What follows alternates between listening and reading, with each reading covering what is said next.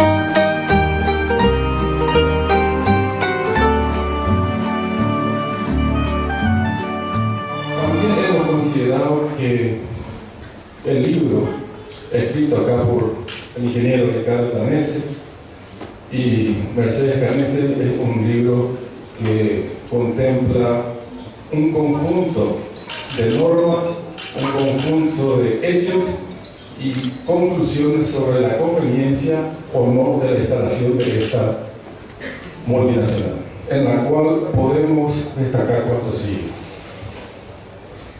En primer lugar, debemos destacar que el documento menciona que las controversias entre Paraguay y Río Tinto Alcan se someten a la jurisdicción del CIADI. Paraguay y Río Tinto Alcan aceptan quedar vinculados por el presente párrafo, como también por los dos párrafos anteriormente señalados en el presente memorando de entendimiento con respecto a la terminación de este memorando de entendimiento, la ley aplicable y la resolución de los conflictos. Lo que dicen los párrafos precedentes. Esta cláusula será aplicable a hechos posteriores a la firma del presente memorando y no tendrá efecto retroactivo. El lugar del arbitraje será Washington DC, Estados Unidos. Los idiomas de arbitraje serán español e inglés. Señores, es este documento que fue firmado por el señor Francisco Rivalmá, es un documento grave y es mortal para el futuro gobierno que asuma la conducción de nuestro destino. El libro que presentaremos hoy, los actores son Ricardo Canese, el ingeniero Francisco Corsa, la ingeniera Mercedes Canese, con artículos de Guido Rodríguez Alcalá y con el prólogo de Hugo Ruiz Díaz. Realmente estamos ante una situación tal vez muy similar como la que se vivió en momentos antes de aquel abril de 1973, donde se nos quería o se nos hizo a la fuerza reconocer un tratado engañoso y perverso. Por ello es que hemos elegido a una figura señera de aquella época, que evidentemente fue el que llevaba el liderazgo de la oposición contestataria al atropello que iba a sufrir el Paraguay.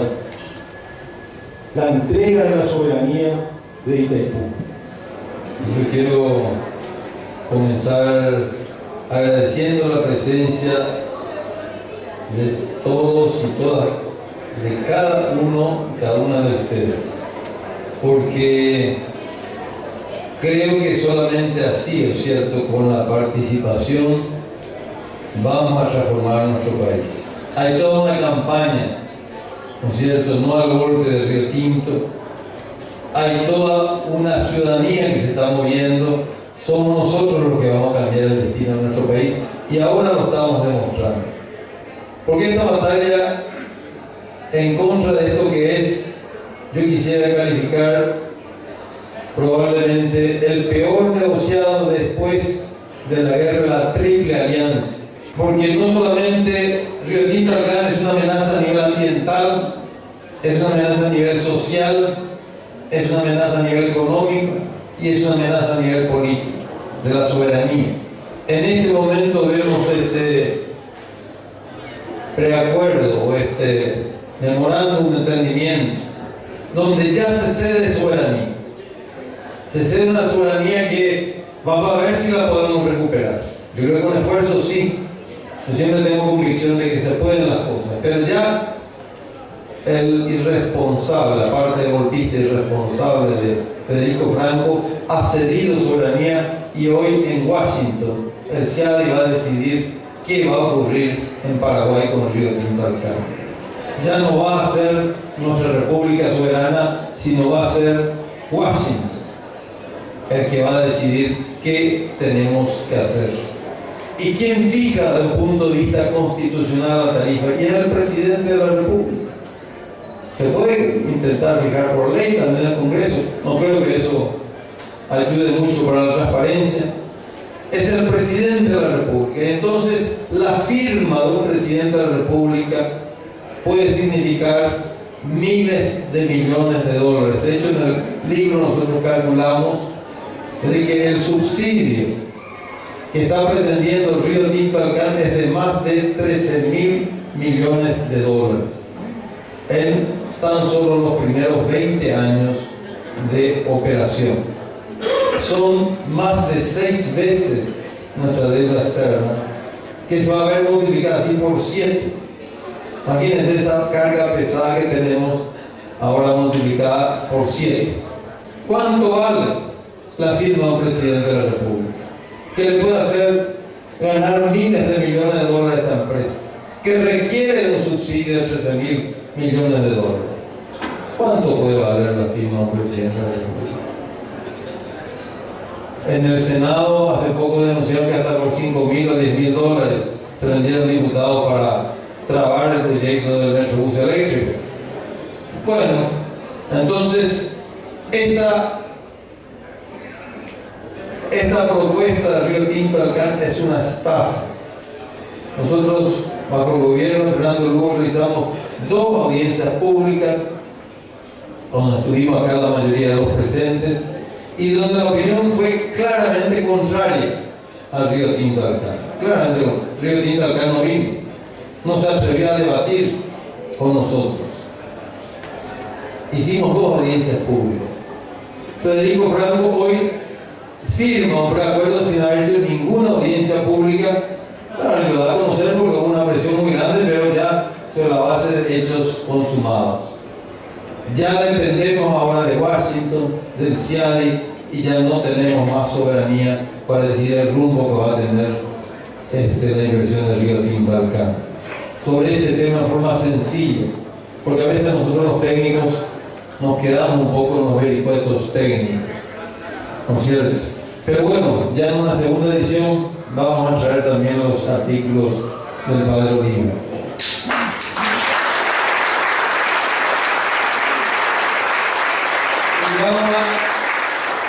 No hay ninguna sola condición para que se instale esta planta. No hay materia prima, no hay insumo, no hay mercado. La tecnología del Río Tinto Alcán es más cara que la tecnología china. La mayor parte de las plantas de aluminio están en la China o tienen tecnología china. Y además somos un país mediterráneo, con altísimos costos de transporte. Entonces, si no tenemos ninguna condición para que se instale esta planta, ¿detrás de qué viene esta gente? ¿Detrás de qué negociamos? Y obviamente porque quiere que se le regale nuestra energía eléctrica. Y de ahí salen esos 13.000 millones de dólares que si nosotros no paramos, fíjense que son unos 700 millones de dólares al año, da un 3% del Producto Interno Bruto, vamos a tener que crecer 3% al año para quedarnos en cero. Vamos a tener que crecer unos 5% al año para crecer cero el Producto Interno Bruto per cápita y que ya es una buena tasa de crecimiento. Se llega a instalar Río Tinto Alcán y va a ser la miseria del pueblo paraguayo, como es la miseria de Marañón, de Mozambique y de tantos otros países de África y Asia, inclusive un genocidio en Papúa Nueva Guinea. O sea, no estamos lidiando con una empresa menor, con una empresa que no va hasta las últimas consecuencias.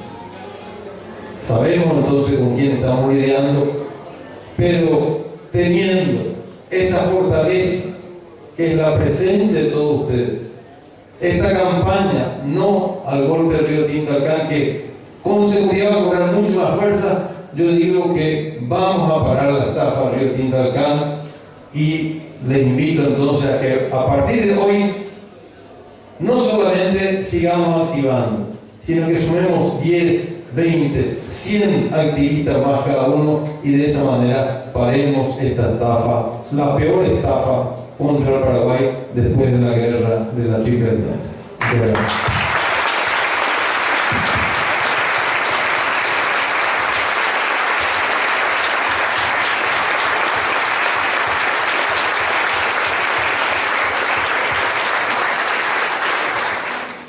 No solo hay muchos años de cárcel, probablemente, como decía Ricardo, sino que aquí tenemos mucho peso en el heroísmo, en la resistencia, en la capacidad de superar muchas dificultades y adversidades que se han dado en muchos años, y que aquí tenemos enormes lecciones individuales y colectivas de que un pueblo que resiste es un pueblo que siempre triunfa.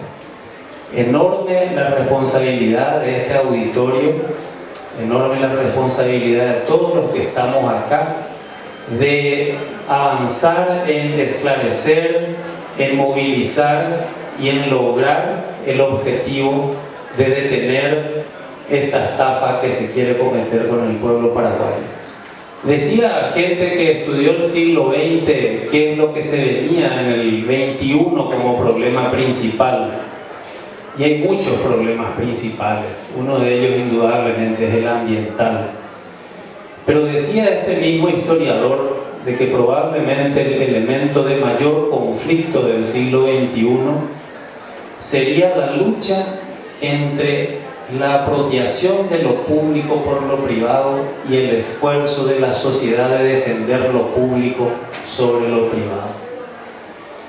Este elemento que hoy tenemos y que nos convoca con una mesa tan potente, con esa claridad política, con esa claridad técnica, con esa convicción que tienen las causas justas y que encuentran en cada uno de ellos defensores inclaudicables de esa soberanía